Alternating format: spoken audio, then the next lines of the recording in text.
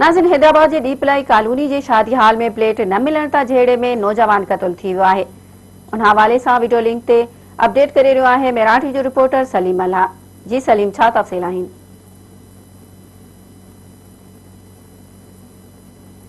सलीम, कहिड़ा तफ़सील आहिनि? बल्दियात थाणे जी हद आहे डीपलाई कॉलोनी वारो इलाइक़ो, उते जेका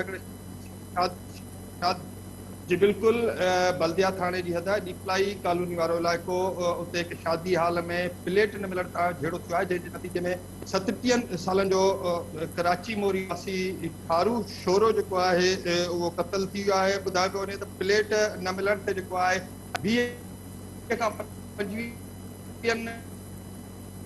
जेके माण्हू हुया उन्हनि खे तशद्दुद जो निशानो बनायो आहे, जंहिं नतीजे में ही क़त्ल थी वियो आहे।